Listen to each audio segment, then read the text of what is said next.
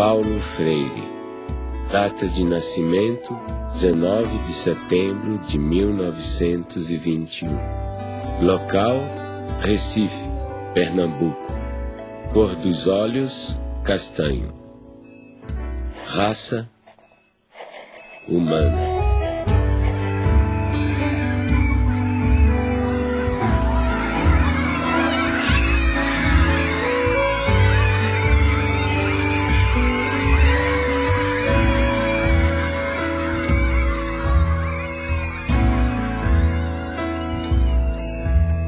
Meu primeiro mundo foi o quintal de casa, com suas mangueiras, cajueiros de fronde, quase ajoelhando-se no chão sombreado. Ali engatinhei, balbuciei, me pus de pé, andei, falei. Eu fazedor de coisas, eu pensante, eu falante. Durante muito tempo, muita gente me pensou em mim ou falou em mim como se eu fosse um especialista em métodos de técnicas de alfabetização de adultos. Não é que eu ache que ser um especialista em alfabetização de adultos é uma coisa inferior. De jeito nenhum, eu acho uma coisa de uma importância enorme. Mas só que a minha preocupação desde o começo era um pouco mais gulosa do que essa. Quer dizer, o que eu buscava já naquela época, nos anos 50, era uma crítica à educação brasileira. Em Angicos, uma pequena cidade no sertão do Rio Grande do Norte, à beira da antiga estrada de ferro, começaram uma revolução.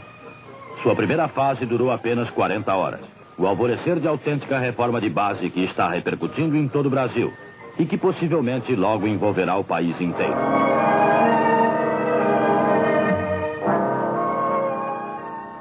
Eu tinha 6 anos de idade e tenho várias lembranças de lá, do Círculo da Cultura. Aprendi a ler sentada no colo do meu pai. Isso me fascina. Recordar o passado? É viver 2 vezes. Eu sempre soube viver 2 vezes. Ai, é sofrer. Não, é recordar 2 vezes. É melhor Viver 2 vezes. Olha, pela maioria, eu sempre soube que era viver. Recordar o passado é viver 2 vezes. Ninguém mais pode ficar indiferente ao problema do analfabetismo em nosso país. As soluções aí estão. Não se pode arreglar 40 horas a um homem que tem sede de saber, ou fome da cabeça, como dizem em Angicos, que precisa estudar, que tem esse direito até agora negado à maioria. Se lembra quando nós chegamos à cidade, a esta cidade aqui, para fazer aquele levantamento? Neida era muito pequenininha, tinha 6 anos, nem se lembra de Dedé. Mas eu me lembro alguma coisa. Eu lembro porque passou um jipe com alto-falante anunciando e ia chegar essa escola e as pessoas não acreditavam muito. Eu vi minha mãe dizendo assim para meu pai que queria estudar. Ele disse, isso não chega pra gente não. Cabia a nós fazer um plano de alfabetização e educação de adultos, visando 100 mil matrículas, uma maneira de mudar a situação. Nós fomos recrutados, participamos de um treinamento e a primeira providência nossa foi nós nos deslocamos para Angicos para fazermos o levantamento do universo vocabular. Então íamos de casa em casa e ao final selecionaram, ele selecionou em Recife as palavras geradoras. No conjunto delas estava contido justamente todos os fonemas da língua portuguesa. Começando do mais simples, por exemplo, em Angicos a primeira palavra geradora foi belota. Então você sabe, belota são 3 sílabas fáceis, mais fáceis, não é? E muito usadas. Então, a partir das palavras, quando nós vencemos todas as sílabas, aí começamos a formar as frases. Olha, a velocidade com que isso ocorre, na primeira aula de alfabetização, quando se vai escrever num caderno, a folha do caderno é insuficiente para escrever 3 sílabas. E o lápis fura a folha do caderno. Naquele momento em que eu comecei a aprender com a classe trabalhadora, o que significava ser uma consciência dependente, uma consciência política dependente. Um ciclo da cultura é o nome que nós demos, Paulo Freire deu, para substituir a classe de alfabetização. Porque na classe de alfabetização permanece aquele sentimento de A sobre B, ou seja, de um professor que dita, um professor que diz, que transmite uma educação bancária, entende? E alguém que recebe. Quando nós chegamos em casa às 10, 8 horas da noite, 7 horas da noite, os meninos estão endiabrados porque não comeram bem, estão sujos, não tem água para tomar banho.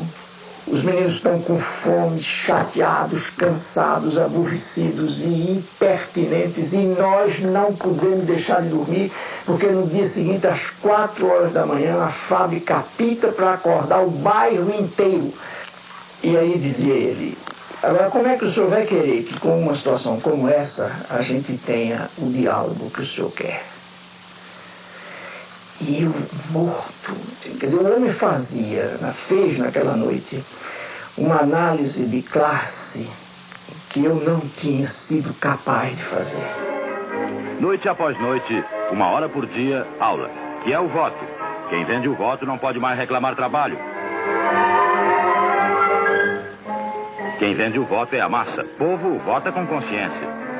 A política, né, na época, havia muita pressão, né, aos movimentos sociais, e nós estávamos em pleno trabalho de alfabetização em 64, quando houve o golpe. E quem estivesse naquela escola estudando, quando viesse, aí pegava aquele povo todinho e levava, prendia.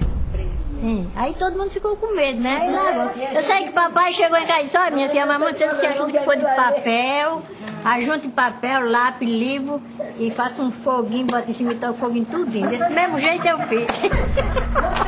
A mesma coisa eu fiz. Eu peguei todo o meu material, que eu tinha os slides, tinha tudo. Pena que eu tenho. Se lembra daquele projetor, que era um projetor a gás, que eu ficava até não sei que hora da noite bombando, e a lâmpada Coleman?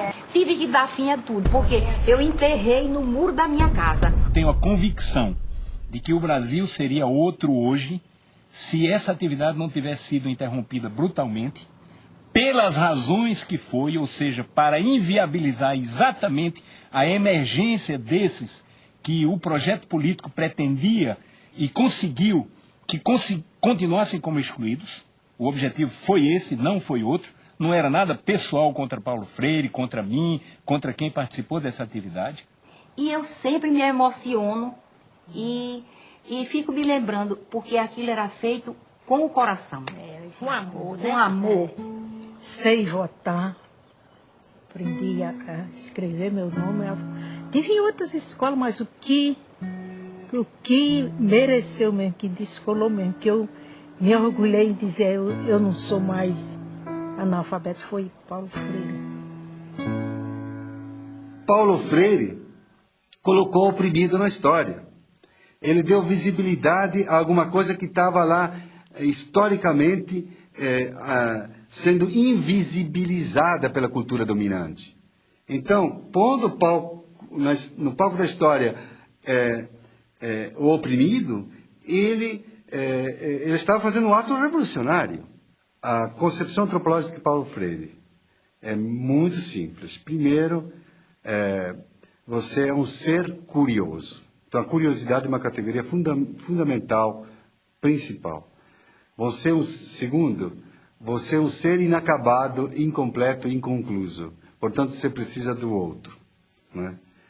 E terceiro, né, se você nasceu como um ser de ligação, conectivo com o mundo, e você comparte com o outro, né, compartilha com o outro o mundo, né, esse mundo está em transformação. Portanto, a antropologia de Paulo Freire está baseada na ideia de que o ser humano está em constante evolução e constante transformação. Primeiro, se nós somos um ser curioso, a primeira coisa que vamos fazer é ler o mundo. Então, a leitura do mundo é um princípio fundamental da teoria de conhecimento de Paulo Freire. A segunda é a tematização. Pegar aquelas palavras geradoras, aqueles princípios geradores, aquilo que o povo conhece, no caso do método de alfabetização, né? Aquilo que o alfabetizando conhece, e descobrir o que significa. E a terceira é a problematização. Você vê, a problematização é o momento culminante do método freiriano. Então, por isso que Paulo dizia, não quero saber de ser conhecido apenas como alguém que inventou o método.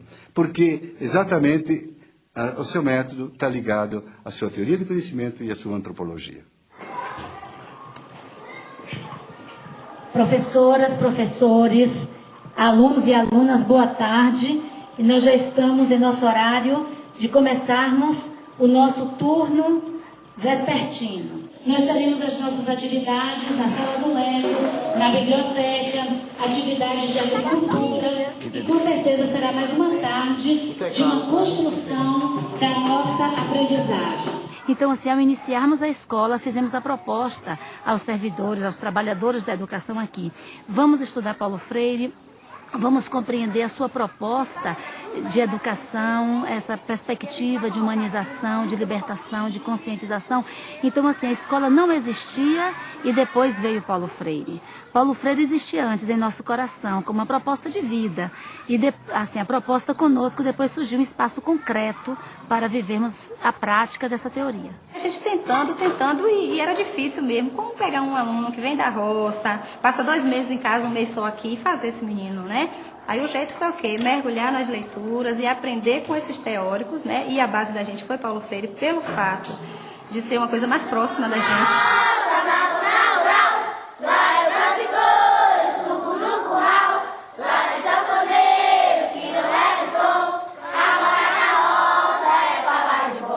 As crianças que nos chegam muito diferentes das crianças que são urbanas. Naturalmente, quando elas chegam, elas não conhecem o vaso sanitário, que para a gente é um valor, e isso ainda me emociona. Saber que muitas das nossas crianças tiveram que usar muito tempo o quintal da escola porque não sabiam usar um vaso sanitário. Então elas chegam aqui, às vezes, com um comportamento muito agressivo, né? Às vezes nós temos crianças aqui trazidas pelo Conselho Tutelar, crianças que a gente não conseguia chegar junto, tocar, porque elas resistiam. E hoje a gente vê, assim, transformação mesmo na vida deles, né? Hoje são crianças que sentam no colo, se a gente senta, eles vêm, chegam, sentam no colo. Crianças que a gente teve grande dificuldade para chegar junto. Ficou nervosa?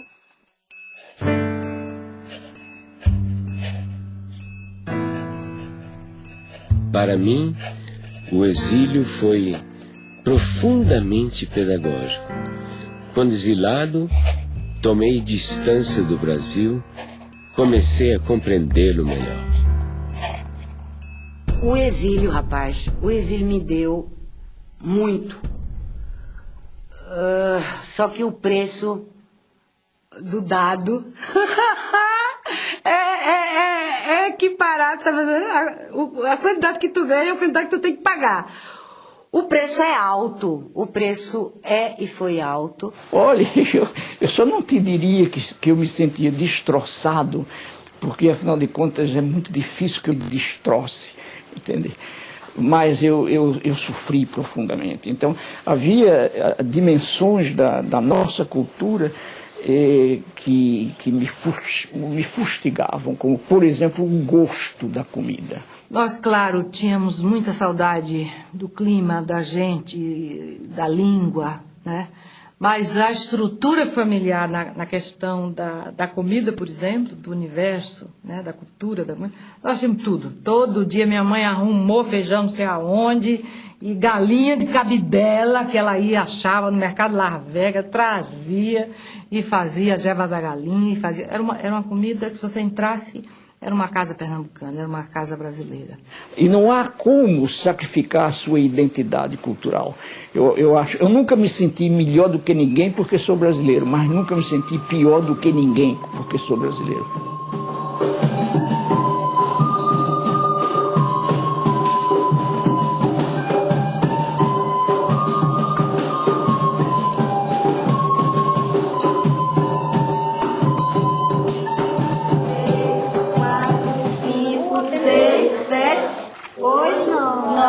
A resposta vai ser o quê? Rede resposta. Quantas gudes ele dividiu? 9. sobrou 9 goodies para cada colega. 9 goodies.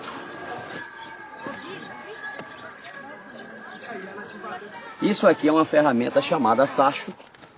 Ele tem uma ponta justamente para poder fazer o quê? Para poder fazer a cova. Então nós vamos fazer a cova e a beterraba já está aqui. Nessa posição ela não pode entortar a raiz porque senão vai deformar. E aqui nós vamos fazer esse procedimento. Dá mesmo aqui, ó. Pronto, tá faltando. Coloque aí no local, um pouquinho mais, ó. A raiz ficou um pouco baixa. Ao retornarem para casa, eles levam daqui da escola algumas sementes. Cenoura, beterraba, das hortaliças que eles já cultivam aqui. Lá eles têm o objetivo de, ao chegarem lá, passarem para os pais o conhecimento que eles acabaram adquirindo aqui ou então que reforçaram já tendo esse tipo de conhecimento. Lá eles fazem o que fizeram aqui. Alguns já assim vendem, eles chegam falando, ó, a gente ganhou dinheiro, porque eu plantei o coentro, plantei alface, plantei isso aqui. E aí eles vendem isso e ganham dinheiro, né? Aí ensinei a meu pai, a fazer assim como o professor ensinou. E ele sempre ensina, traz a semente da planta, ensina como é que os professores lá ensinam para eles plantar. Eu digo, já aqui nós plantamos diferente. Nós samei a terra toda. Ele, não, mãe, não é assim.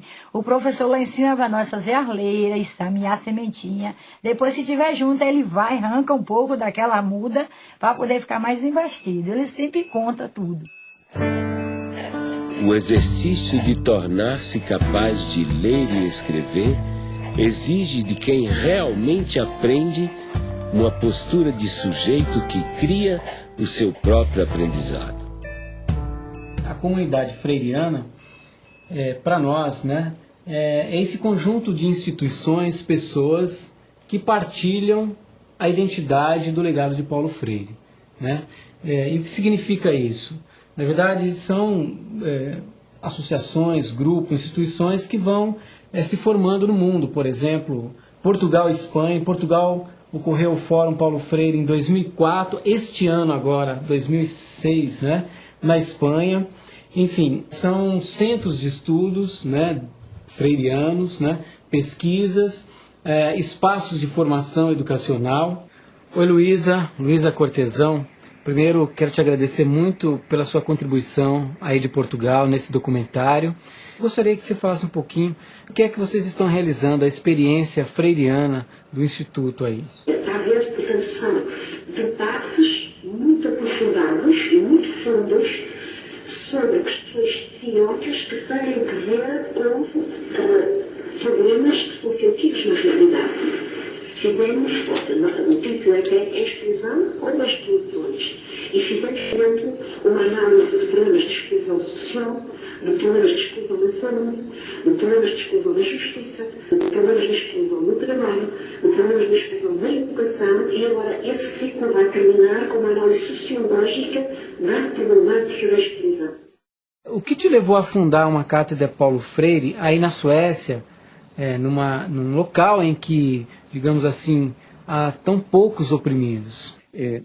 Aqui em Suécia, depois dos anos 70, que a gente conheceu aqui a Paulo Freire, há renascimento de interesse. Aqui em Uppsala, há projeto muito interessante de desenvolvimento sustentável, meio ambiente, não? E esta gente está muito interessada nos esquemas de conscientização, não, de pensamento crítico freiriano. Efectivamente, trabalhado com grupos étnicos oprimidos, incluso grupos indígenas, com camponeses, com operários também, não? São dois traços de personalidade de Paulo. Primeiro, essa generosidade do menino aberto ao mundo sempre que quer conhecer, essa alegria de conhecer o mundo. Segundo, a conectividade, que já é uma qualidade do adulto, a conectividade e a relação. Acho uma definição perfeita para qualquer ser humano decente. Ser um menino é guardar um pouco toda aquela carga de emoção da criança e a conectividade, que já é um projeto das pessoas adultas. Paulo Freire foi um menino da zona rural igual a gente, que aprendeu a ler debaixo da sombra da mangueira, que gostava de ler, gostava de escrever. Foi um homem que queria transformar o mundo. O momento em que o pai estava a trabalhar, né? Na famosa biblioteca, no espaço de trabalho dele, né? Eram momentos assim que as brincadeiras mais ruidosas nossas, né, tinham que ser, né, afastadas, porque o pai, quer dizer, são coisas que ficam assim, né? São mensagens, estás a perceber, que te marcam rotundamente o corpo, né? Ele era uma pessoa frágil à maldade humana. E minha mãe sustentava a reversão disso no sentido: acorda, Paulo! O que você está pensando da vida, Paulo? Que é isso? O mundo é isso mesmo, Paulo? O paizinho nunca foi assim um pai no sentido de um pai físico muito constante.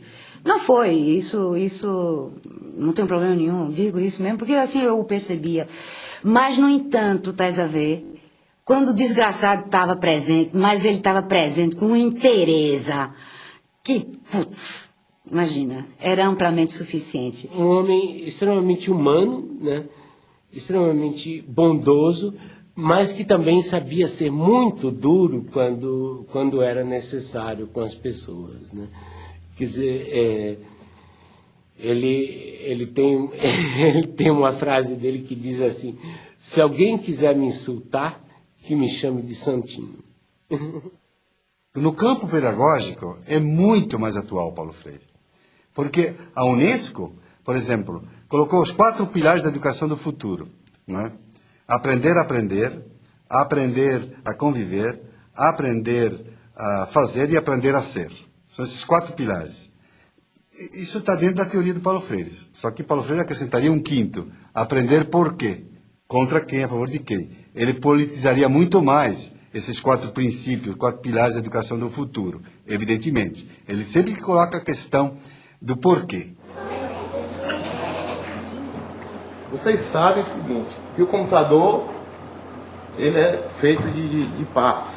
Nosso trabalho aqui parte da realidade desses educandos que vêm da zona rural, né? A gente procura estar trabalhando com tudo que é próprio do cotidiano deles, mas a gente não permanece, né, nessa realidade. A gente, né, a gente começa a trabalhar justamente inserindo a internet, a informática, né, nessa vivência dele aqui, para que ele transforme essa vida. E abrindo possibilidades novas para eles, né? São 600 crianças divididas em 3 grupos. 3 grupos de 200. Enquanto nós temos conosco 200 crianças imersas numa educação formal, nós temos 400 crianças em suas casas, sendo visitadas pela equipe itinerante.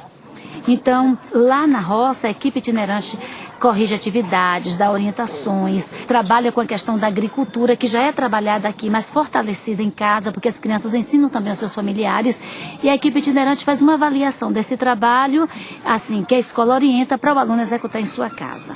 2 mais 5. 7. 4 mais 1. 5. Então a senhora tem que dedicar, assim, dar um tempo para ela, para que ela possa estudar. Porque a gente sabe que ela ajuda a senhora na lavoura, sim, mas ela tem que ter, assim, um tempo disponível todo dia para fazer a atividade dela. Tem pais que dizem assim, que 2 meses em casa, eles ainda dizem assim: professora, não deu tempo para os filhos fazerem atividades. Porque às vezes eles tiram os filhos das atividades que levam para casa para pôr na mão de obra. Porque tem que ajudar nas despesas da casa. Eu estou trabalhando agora com atividade de artes. E essas atividades é uma atividade que desenvolve a coordenação motora, cognitiva e também ajuda no desenvolvimento da criatividade de cada criança.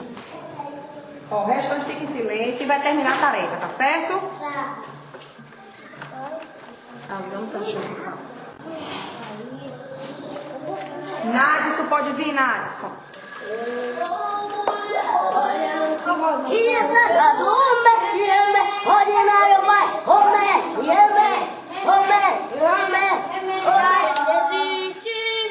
E tomar o banho bem o quê?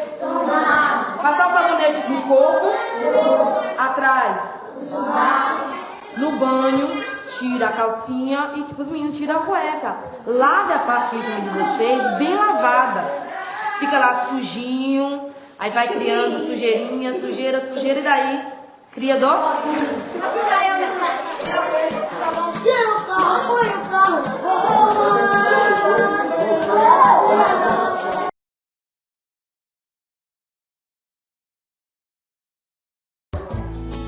Foi aprendendo que percebemos ser possível ensinar.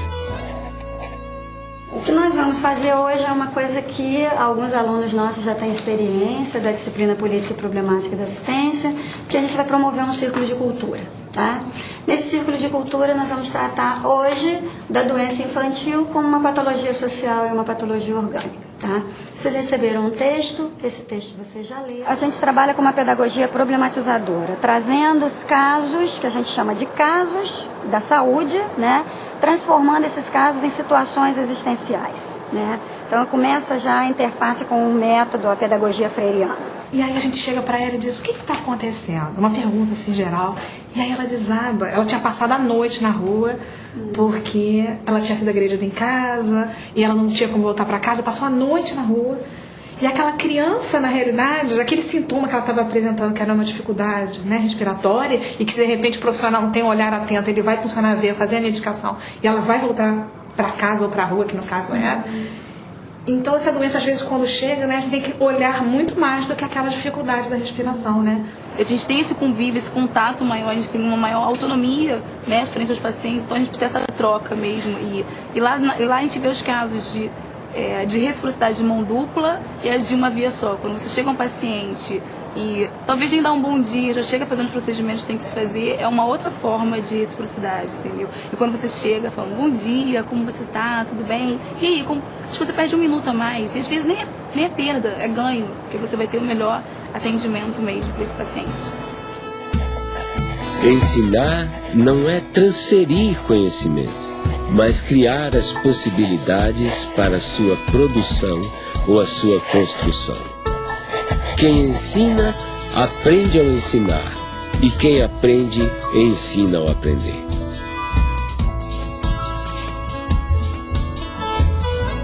Pedagogia do Oprimido, que é um livro que já estava praticamente pronto em 68, mas que saiu publicado pela primeira vez em 70, e que é o principal livro do Paulo Freire, o mais importante. Há pouco tempo encontrei esse livro, Pedagogia do Oprimido, 15ª edição. E aí, quando abri o livro, me surpreendi com uma série de anotações do próprio Paulo Freire, do punho dele. Ou seja, é bom até avisar os leitores que a edição autorizada para ser lida mesmo é da 16ª em diante da Pedagogia do Oprimido, porque ele corrigiu o livro todo. Mas o que é mais interessante, isto contesta, é uma das provas do rigor do Paulo Freire com relação ao pensamento. Eu considero a obra de Paulo Freire, e ele também a considerava, eu ouvi depoimentos dele nesse sentido, não como uma obra do terceiro mundo. Ele disse, eu não quero escrever uma pedagogia exclusiva para o terceiro mundo, né?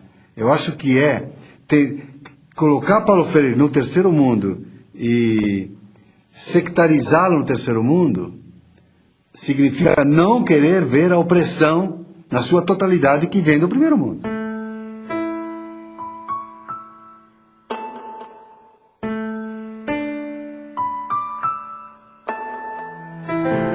Ela foi a primeira leitora da Pedagogia do Oprimido, né? Ou seja, ela tinha uma sensibilidade, por exemplo, muito grande para escolher as palavras geradoras do método de alfabetização.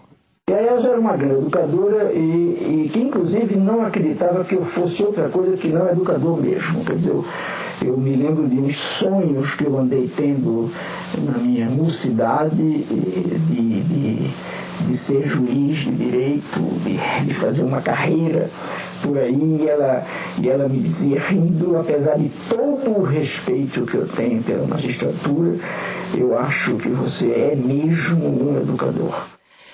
Porque era um diabo de um amor, rapaz, tão soberanamente amor, mas amor no sentido de desprendimento, amor no sentido de consciência do outro. Olha só que coisa, né?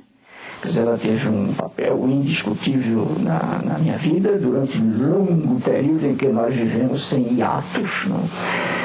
Casados durante 42 anos. É um tempão, um negócio fantástico. Quando minha mãe morreu, meu pai morreu também. Morreu e eu escrevi até um poema falando disso. Quando minha mãe morreu, eu perdi meu pai, né? Fiquei órfã de pai e mãe e vou por aí. E ficou um pedaço de pai conhecido e um pai completamente desconhecido, que era aquele meio morto, né? Quando a Elza morreu, é óbvio que um cara que amou desse jeito, quando morreu a pessoa que ele amou, morreu nele e com ele um bando de coisa. E inclusive morreu a vontade de viver.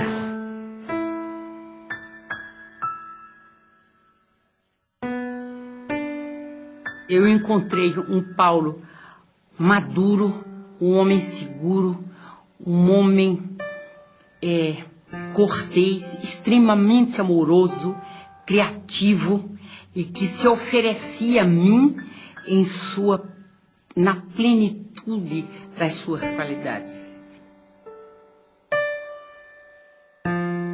Nós temos que educar para sermos seres mais.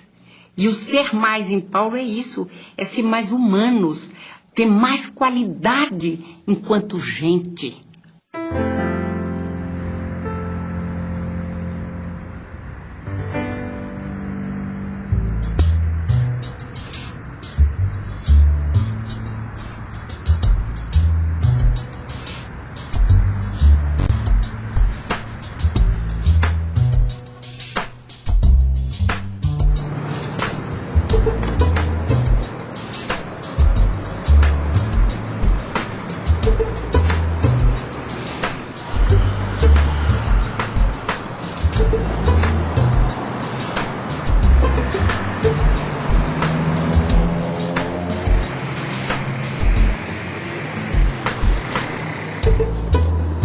O MOVA é um movimento de alfabetização, né, que surge junto às camadas populares, buscando uma nova maneira e uma nova perspectiva de alfabetização, né, vinculada principalmente a esse pensamento e essa filosofia freiriana.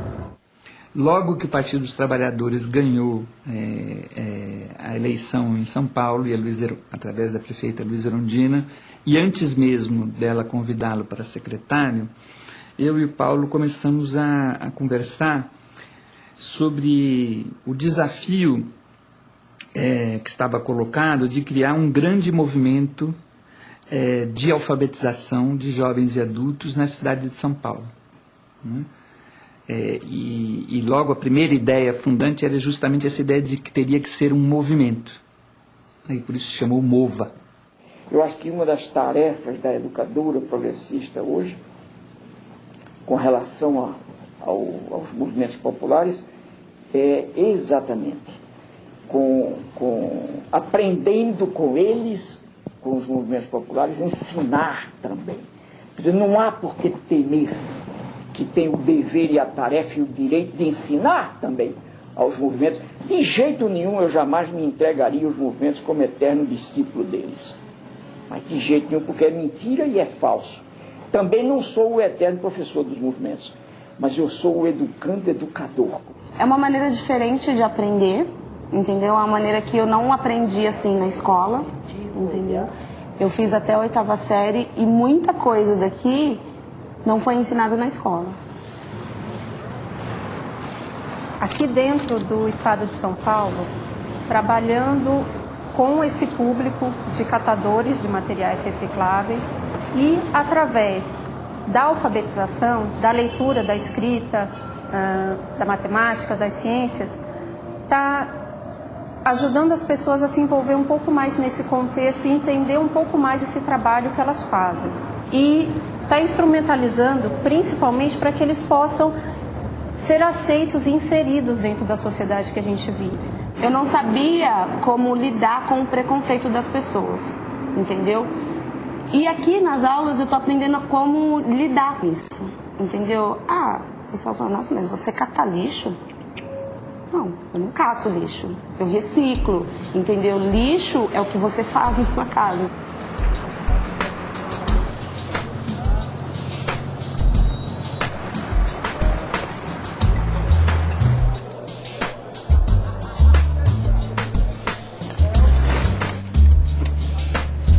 Estou aprendendo mais a me comunicar mais com as pessoas, né, que é um pouquinho fechado e ficar mais extrovertido, né? Por causa da maneira que a gente aprende, né? Não é uma coisa assim que a gente chega na escola e não sabe o que vai fazer. No fim da aula a gente já sai satisfeito porque realizou alguma coisa.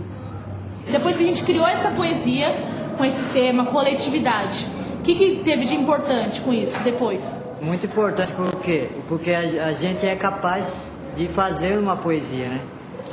Existe muita criatividade para isso, mas muitas vezes a gente no coletivo consegue conquistar mais ideias, né? Quem quer escrever Tempo Perdido? Minha poesia, estar com você. Sou uma pessoa muito contente e alegre, gosto de estar perto de vocês. Aprendo a ler, aprendo a escrever.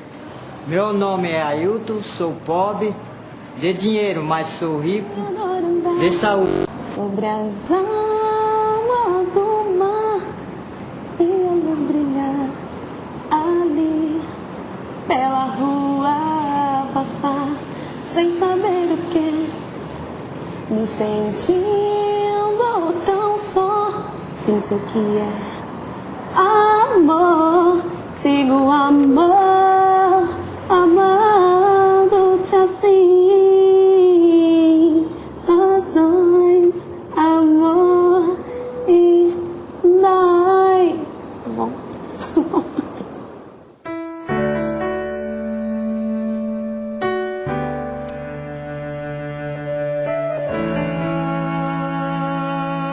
Eu acho que a gestão de Paulo Freire à frente da secretaria marcou, né, para sempre a possibilidade, né, do desenvolvimento de uma educação pública, popular e democrática.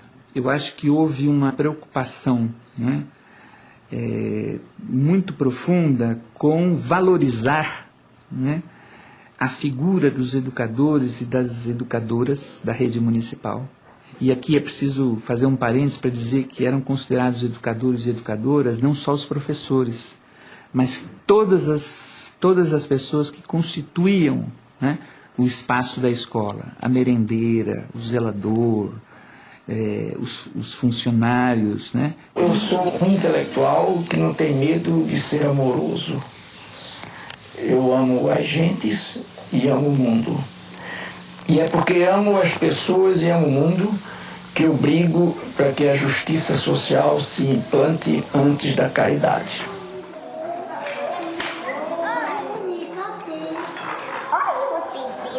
Ninguém começa lendo a palavra, porque antes da palavra, o que a gente tem para ler, à disposição da gente, é o mundo.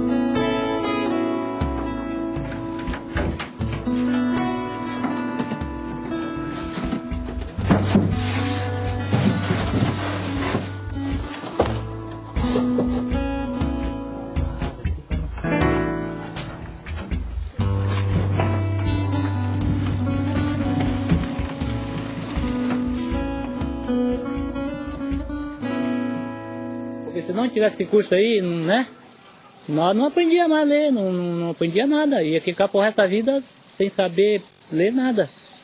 Porque a pessoa que não sabe ler, praticamente ele é cego, né?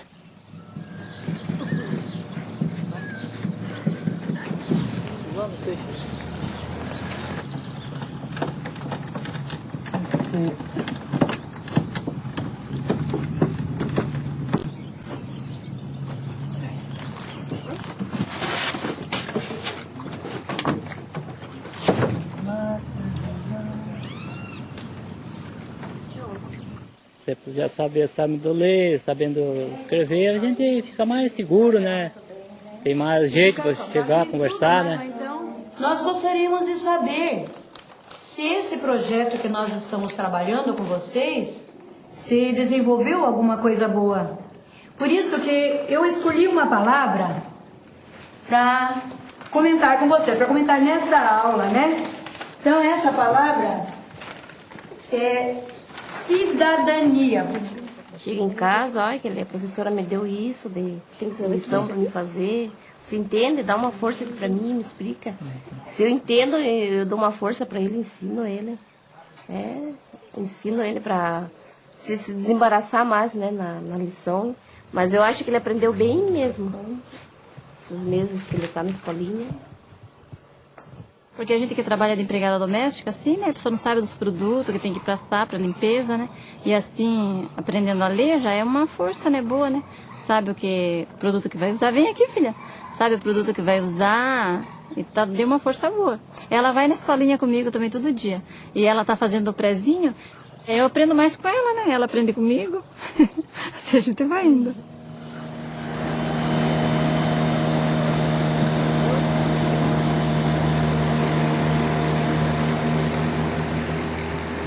Quando eu comecei a dar aula para eles, eu pensei que eu não fosse conseguir, né? Eu pensei que eu não fosse conseguir devido à dificuldade deles, porque eles chegaram para mim cruz, né? Não sabiam nada.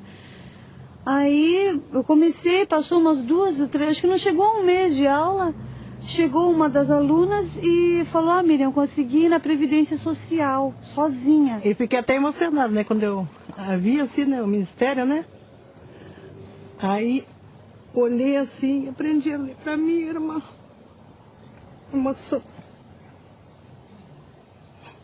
Porque na época a gente era jovem, eu não podia, não tinha oportunidade para estudar, né? Eu só trabalhava. Então, eu dei graças a Deus, né? Por essa oportunidade, né? Que a gente teve agora de estudar, porque tudo tem seu tempo, certo, né? A alfabetização é uma experiência criadora.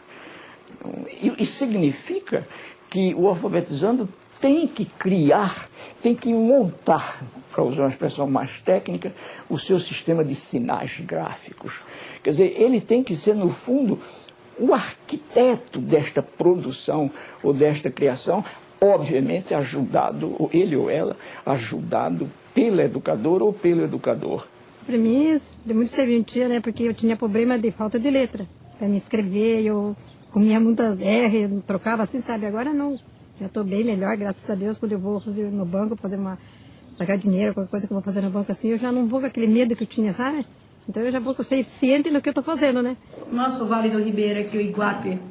O que você fala não é necessário para nós aqui, dessas coisas ou do demais, alguma coisa que você não falar? Em primeiro lugar, estudo, né? E segundo, para mim, é emprego. E vindo a indústria, fábricas, Saúde essas também. coisas, aí gera emprego, né?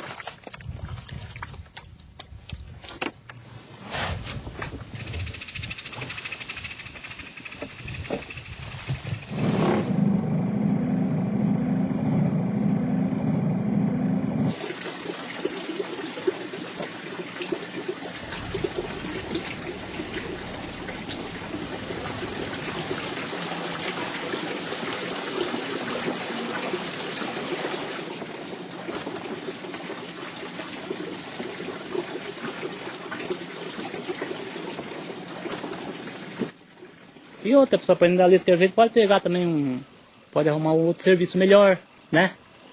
Tem tudo isso, então eu estou estudando e graças a Deus estou aprendendo.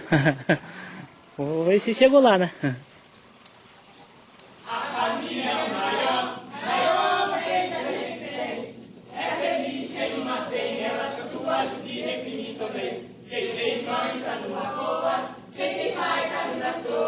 Tem momentos que a gente discute e tem outros que a gente curte. Tem momentos que a gente discute. Quando veio a ditadura, a primeira coisa que fez foi um projeto que, se não me engano, se chamava Mobral, e que tinha como lema o seguinte: é preciso ensinar as pessoas a ler para que elas possam ler as ordens que vêm por escrito. Que era exatamente o contrário do processo dialogal do Paulo Freire, que tem tudo a ver com o teatro do oprimido e com Sócrates, que também usava esse processo do diálogo para que se chegasse a uma descoberta. Agora, para que você atinja o conhecimento, não basta ter a informação. É necessário juntar a informação que você recebe com aquelas que você já tinha e daí poder concluir com uma decisão ética, com uma ação ética, não é? São esses os momentos do conhecimento real. E o ensinar, se a gente não recebe daquele a quem ensina nada, nós vamos estar pondo na cabeça dele algumas informações que podem ser verdadeiras, mas que não vão servir para nada, e na nossa cabeça nós vamos apenas estar despejando alguma coisa que temos sem nada receber em troca.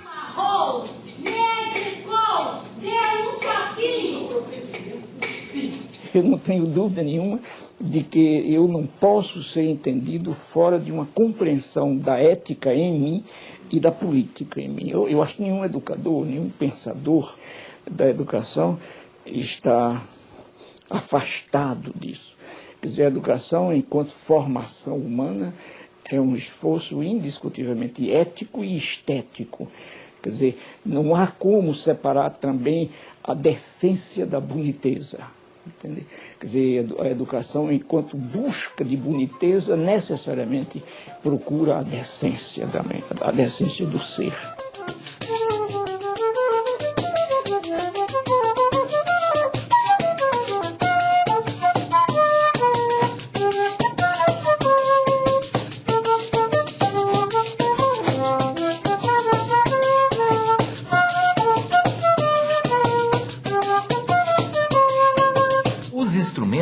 Eles são um meio de transporte para a música que está dentro de cada um de nós, né? E a gente tem que desenvolver, é importantíssimo que o aluno primeiro, ele desenvolva essa noção dos sons mais agudos, dos sons mais graves, da percepção dos sons, antes de entender a música no papel. Agora presta atenção no que eu vou tocar para vocês. O som mais grosso, esse aqui, ó, esse som mais grosso, é esse som aqui. Agora tem esse outro dó aqui, olha. É um som um pouco mais agudo, ó. Esse. Agora esse outro é um pouco mais agudo. E esse último é muito fininho, parece um passarinho ou um bicho que tem um som muito fino, ó. Processo de alfabetização musical, do início da aprendizagem musical das escolas tradicionais, ele trabalha da forma contrária. E aquilo que me motivou a desenvolver esse trabalho a partir da perspectiva freiriana. Então, o aluno, ele levanta, digamos, a nota Dó, né? Dó, Ré, Mi, Fá. E o TEDEM diferencia essa forma de aprendizado porque fica em destaque, né? Fica o espaço vazio do som, do som que você está querendo produzir, reproduzir, né?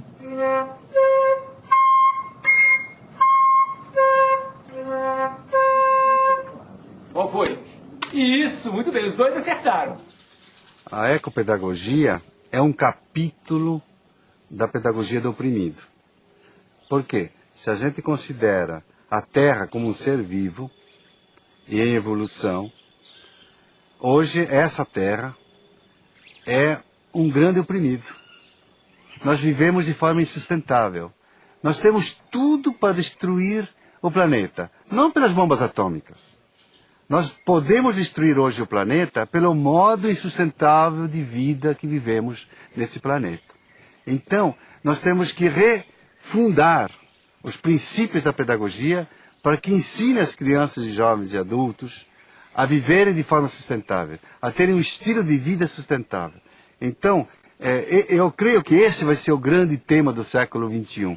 E Paulo Freire é esse educador do século XXI, porque estava extremamente ligado a essa temática da sustentabilidade.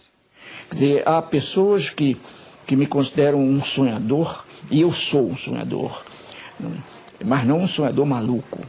Mas há pessoas que me consideram um idealista, mas um idealista perigoso. Entende? E para mim, não. Para mim, a esperança